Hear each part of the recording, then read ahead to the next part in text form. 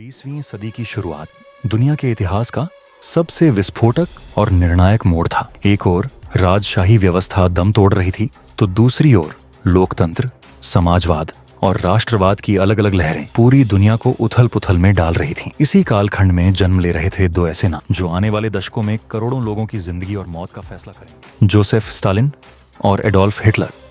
कहानी की शुरुआत होती है साल 1978 में, जब जॉर्जिया के एक छोटे से कस्बे गोरी में एक गरीब मोची के घर जन्म हुआ एक ऐसे बच्चे का जिसे आज हम स्टालिन के नाम से जानते हैं। उसका असली नाम था जोसेफ विसारियोनोविच जुगाशविली। उसका बचपन गरीबी, हिंसा और धार्मिक शिक्षा के बीच गुजरा, लेकिन यहीं से उसके अंदर विद्रोह का बीज पनपने लगा। जब वो बड़ा हुआ तो उसने रूसी साम्राज्य के खिलाफ बोल्शेविक क्रांति का रास्ता चुना। दूसरी तरफ साल 1889 में ऑस्ट्रिया के एक छोटे शहर ब्राउनाउ एम इन में एक और बच्चा पैदा हुआ, एडोल्फ हिटलर। उसका बचपन अपेक्षाकृत आरामदेह था, लेकिन उसकी महत्वाकांक्षा बहुत बड़ी थी।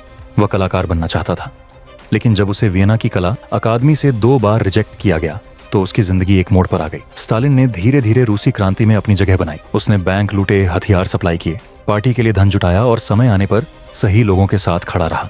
जब लेनिन ने 1917 में क्रांति की तो स्टालिन उसके साथ था। हालांकि वो लेनिन के करीबी नेताओं में सबसे शांत था, लेकिन उसकी चालें बेहद घातक थीं।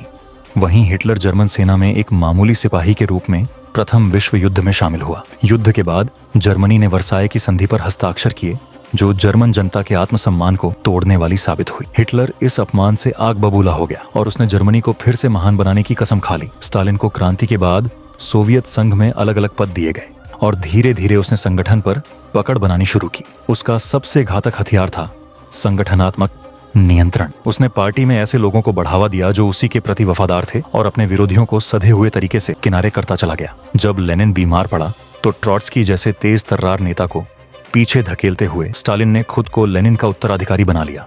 इसके बाद ट्रॉट्स्की को सोवियत संघ से बाहर निकाल दिया गया और बाद में उसे मेक्सिको में मार डाला गया। इधर हिटलर ने भी अपने विचारों को किताब के रूप में लिखा, माइन कैंपफ, जो उसकी विचारधारा का मैनिफेस्टो बन गया। उसने जर्मन जनता को, यहूदियों, कम्युनिस्टों और वर्साय संधि को जर्मनी की बदहाली के लिए दोषी ठहराया। उसकी भाषण कला ऐसी थी कि लोग सम्मोहित हो जाते थे। धीरे धीरे उसकी नाजी पार्टी ने लोकप्रियता हासिल की और 1933 में हिटलर जर्मनी का चांसलर बन गया। इसके बाद उसने लोकतंत्र को खत्म कर दिया, सभी पार्टियों पर प्रतिबंध लगा दिया और खुद को फ्यूरर घोषित कर दिया। स्टालिन ने भी देश को तेजी से औद्योगिकृत करने की नीति अपनाई। उसने 5 वर्षीय योजनाएं शुरू की और जब किसान सामूहिक खेती के लिए तैयार नहीं हुए तो लाखों किसानों को जबरन खेतों से हटा दिया गया। लाखों भूखे मर गए, लेकिन स्टालिन की नीतियां जारी रहीं। उसने ग्रेट पर यानी महान सफाई शुरू की, जिसमें लाखों लोगों को देशद्रोही कहकर गोली मार दी गई या साइबेरिया के गुलाग कैंपों में भेज दिया गया। एक एक करके उसके सभी राजनीतिक विरोधी या तो मारे गए या गायब हो गए। हिटलर ने भी नाजीवाद को लागू करने के लिए अत्याचार की सारी सीमाएं लांघ दी। उसने गेस्टापो, गुप्त पुलिस बनाई, जिसने विरोधियों को रातों रात उठा लिया। यहूदियों के लिए न्यूरेमबर्ग लॉज बनाए गए, जिनके तहत उन्हें नागरिकता से वंचित किया गया। यहूदियों के खिलाफ नफरत का ऐसा तूफान उठाया गया कि 1938 की क्रिस्टल नाइट में हजारों यहूदी दुकानें, घर और पूजा स्थल जला दिए गए। ये हिटलर के अंतिम समाधान की शुरुआत थी, एक ऐसा अभियान जो 6 मिलियन यहूदियों की हत्या में समाप्त हुआ। स्टालिन और हिटलर दोनों ही अपने अपने देश के सर्वोच्च तानाशाह बन चुके थे। उनके इशारे पर किसी की भी जान जा सकती थी और दोनों ने ही भय का साम्राज्य खड़ा किया। लेकिन दोनों की सोच में एक बड़ा अंतर था। हिटलर की विचारधारा पूरी तरह नस्लीय आधार पर थी। आर्य जाति सर्वोच्च है, यहूदी और स्लावहीन है और उन्हें मिटाना जरूरी है। स्टालिन की विचारधारा आर्थिक और राजनीतिक सत्ता पर केंद्रित थी। जो भी उसकी सत्ता के लिए खतरा था वह दुश्मन था, चाहे उसकी जाति, धर्म या वर्ग कुछ भी हो। साल 1939 में दुनिया एक बार फिर युद्ध के मुहाने पर थी। जर्मनी ने ऑस्ट्रिया को निगल लिया था, चेकोस्लोवाकिया को तोड़ दिया था और अब हिटलर पोलैंड पर हमला करना चाहता था। लेकिन उसे डर था कि अगर वह पोलैंड पर हमला करता है तो सोवियत संघ भी युद्ध में कूद पड़ेगा और फिर दुनिया दंग रह गई। जब 23 अगस्त 1939 को स्टालिन और हिटलर ने मोलोटोव रिब्बेंट्रॉप पैक्ट नामक एक गुप्त संधि पर हस्ताक्षर कर दिए। इस संधि के तहत दोनों देश एक दूसरे पर हमला नहीं करेंगे और पोलैंड को आपस में बांट लेंगे। यह एक ऐसा गठजोड़ था जो विचारधारा के हर तर्क को ध्वस्त कर देता था। एक ओर साम्यवाद का मसीहा, दूसरी ओर फांसीवाद का पुजारी। दोनों हाथ मिलाकर दुनिया को हैरान कर चुके थे, मगर ये गठबंधन टिकने वाला नहीं था। अंदर ही अंदर दोनों एक दूसरे को धोखा देने की योजना बना रहे थे। स्टालिन सोच रहा था कि हिटलर पश्चिमी देशों से भिड़ेगा और थक जाएगा, तब वह कम्युनिस्ट क्रांति फैला सकेगा। वहीं हिटलर की नजर रूस की विशाल जमीनों और संसाधनों पर थी।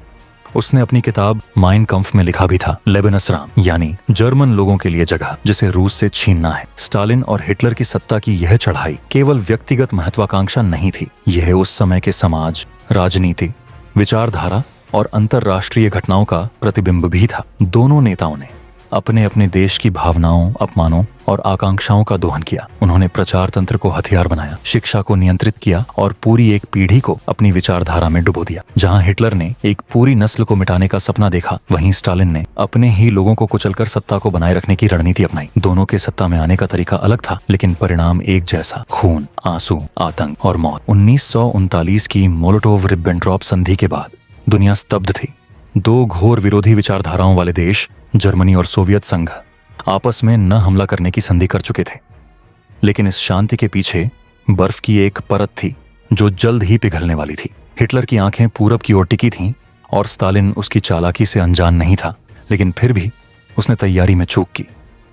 1 सितंबर 1939 को हिटलर ने पोलैंड पर हमला कर दिया। बर्फ की शांति टूट चुकी थी और दुनिया को खींच लाया गया दूसरे विश्व युद्ध में। ब्रिटेन और फ्रांस ने जर्मनी के खिलाफ युद्ध की घोषणा कर दी और ठीक वैसे ही जैसे योजना थी, सोवियत संघ ने भी पूर्वी पोलैंड में घुसपैठ कर ली। दुनिया को बांटने का पहला अध्याय पूरा हो गया था, मगर हिटलर का सपना इससे कहीं बड़ा था। उसे रूस की विशाल भूमि चाहिए थी।